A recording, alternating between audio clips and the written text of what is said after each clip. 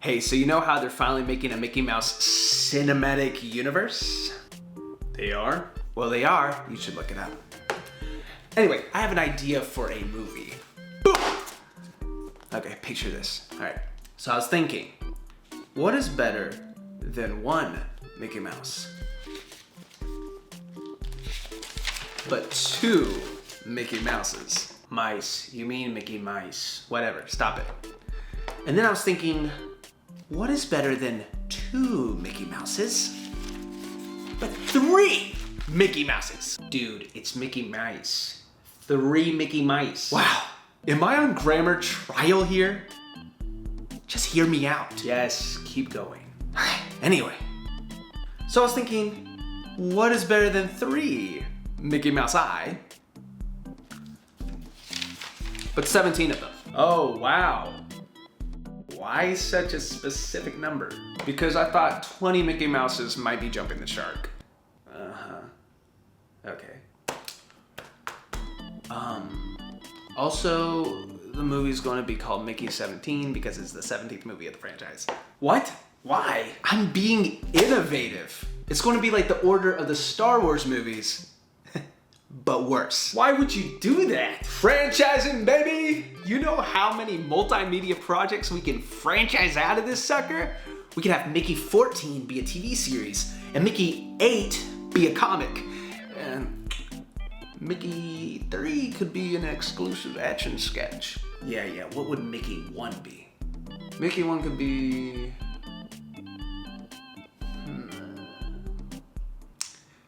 an impression on a fruit? Okay, this is absolutely ridiculous. But hear me out. Money. But you'll get sued by Disney for how dumb an idea that is. Okay, genius. Okay, Mr. Sucker of Fun. Okay, Mr. Judge Judy of the Grammar Police. What do you think we should do then? All right, hear me out. How about we change it from 17 Mickey Mouse Eye to 17 human clones? Oh my gosh, like how you and I are clones. Yeah, exactly. Such a good idea. Yep.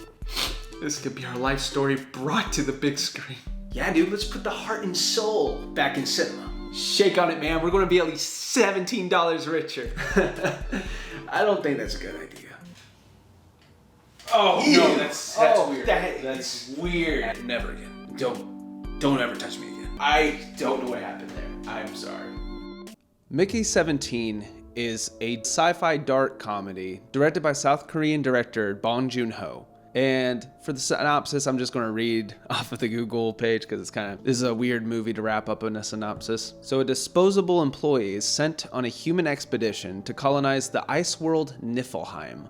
After one iteration dies, a new body is regenerated with most of his memories intact. But what happens when one copy doesn't die and another is unintentionally made? What shenanigans will we get ourselves into? Director Bong Joon-ho, I have seen a couple of his works. It's been a long time though. I never saw Parasite, the movie he won Best Picture for, which I should have gotten to. Should have been my homework before seeing this movie. I did see his Netflix movie Okja years ago, or at least most of it. I don't remember it super well. There's a few actors in there that end up being in this movie though. And 2013's Snowpiercer, which I really enjoyed, which had Chris Evans in it. And for the longest time wanted to see that movie, but I was too young at the time to watch it. So I was very interested to see how, what he has to offer as a director, what's his style and stuff, since I don't remember these other films very well. And yeah, I think I like him. I want to see more of his movies, but we'll get into that later. I'm going to talk about the plot first, which this movie's juggling a lot of elements. So it's a sci-fi movie. It's very philosophical. There's dark comedy elements throughout, a lot of satire and aliens. There's a lot going on in this movie. And because of that, I think there's so many great ideas they try to explore, and how they explore it is pretty successful across the board. It's pretty enjoyable. The problem is there's so many elements. Of course, some parts are not going to be as well cooked as others without making this movie 3 hours long. Which, if it's well paced, I wouldn't have minded watching it for 3 hours, but they did not choose to do that. So we have a lot of half-baked ideas or 3/4 of the way baked ideas. This is a very sci-fi movie based on a 2022 novel by Edward Ashton called Mickey 7. Now, why'd they have to go up 10 people? Raise the stakes, 17 is better than 7, numbers wise. That's not accurate. That's not true. I don't know what I'm talking about. I am not a mathematician. But yeah, this guy, Mickey, is signed up to be someone called an expendable. And they do horrible things to him in certain ways. He gets reprinted over and over again, which sounds like a cool idea until you figure out, okay, he's in a scientific community that has no there's no really bounds to what they can and cannot do in space as they go on this expedition to another planet. So what would happen if you could reprint someone over and over again in a scientific community that's doing everything great for science? Yeah, they pretty much put him in the worst case scenarios possible, and they're like, how long would a human being last in this scenario? Like, that's so messed up. I mean, you see progressively as almost like this montage of things they're doing to him goes on, that he's slowly treated less like a person and more just like a prop or like a means to an end. He's basically just another scientific equation. So poor Mickey, he like several of his copies' deaths are because of them trying to form a vaccine for a disease on the planet. So yeah, that part was pretty disgusting. And then they have him exploring a dangerous alien world to kind of figure out what's going on with that. Are these aliens like monsters? They seem to be. He's just put through the ringer over and over again. And this whole movie explores this philosophical idea called the teletransportation paradox, which is basically the question of if your body is recreated after death or to be transported to another planet and your consciousness is re-uploaded, are you the same person? Or, how much of you is left? Is there, is this a completely unique new human being? And so they explore this not only with the, Mickey's being copied over and over again, which they explore that pretty well with that, but when they get to the point where there's a Mickey 17 and a Mickey 18, they get to explore that even more, since there's two of them now. Like, how much of it is just two parts of the same guy, or is one a unique new version of the same guy? It's an interesting topic they explored. Speaking of these two, Robert Pattinson is a brilliant actor in this movie. Oh my gosh. He's one of the best actors working today. Like, he may be the best, to be honest, because just his movement, his slapstick comedy and ability to like move around in such weird ways, funny ways, and having such a unique kind of funny voice pattern throughout this movie. He's narrating the movie. He has this very nasally kind of funny voice throughout it. It's so unique, but he like embodies it. He owns it. And when it comes to Mickey 17 and 18, you clearly know which one is which at all times, because he's so good at posturing his body in certain ways, and you can just tell that these are two completely different characters that share the same face. Naomi Ackie plays the love interest.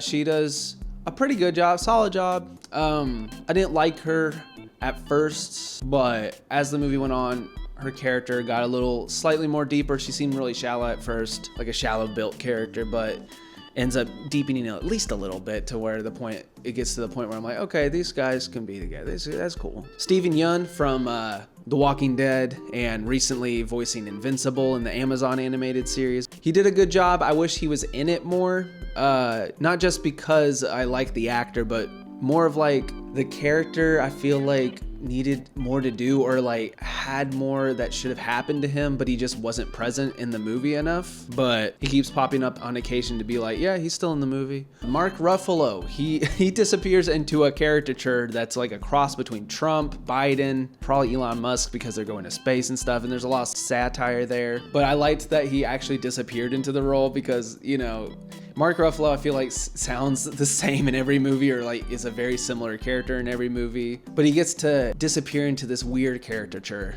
that has an interesting accent and relies a lot on his wife, who's played by Toni Collette, who I've been like watching out for her since Hereditary, which she should have won an Oscar for. That performance in that movie was amazing. Plug, go watch that, and probably never watch it again, because that is a dark movie, a traumatizing movie. She does a great job as this kind of slimy yet funny because of how bad she is, like bad guy as well. They're both very slimy and very very good at being bad. And I just love their over-the-top natures. All the characters in this movie are so over-the-top. I like it. I like that part of it. Which gets into the tone. It's a dark comedy. At times, especially early on in the movie, it crossed more into that first teaser trailer we got in 2024, where it was very serious and mysterious. But for the most part, it's very quirky, very odd comedy, or dark comedy. So if it's more of that actual trailer they came out with where it's like really wacky, it's really over the top. This is an over the top movie. If you like those type of movies, you should watch it just for that, because it's crazy. That sounds a lot like what I said about the monkey. I repeat myself too much. But I think the comedy missed.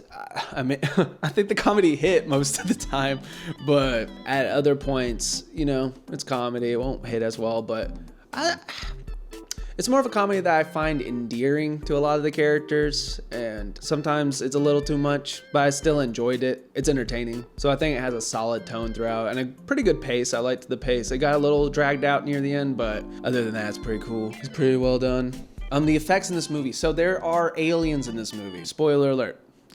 There's aliens in this movie. And they actually look pretty good. Like, I felt like they merged well with the environment where they look lifelike, especially for a movie that's a little less budget than like big CGI heavy movies, but they did great with what budget they had. And there's so many amazing, good looking shots throughout this movie, littered throughout this movie, and great editing at times. I really do enjoy Bong Joon-ho's editing, directing style. It makes me want to check out some more of his films. But yeah, he did a great job there. I was surprised that there was not that much gore in this movie. I mean, at certain points, it gets a little bloody, but especially with the topic of this guy dying over and over again, I thought there'd almost be like, they'd show a lot of gore, but it almost felt like they're staying away from that or like covering a lot of that up, which is pretty interesting. I mean, it's good for people that have weak stomachs, except for the parts with the vaccines, the vaccine making where he's like throwing up blood.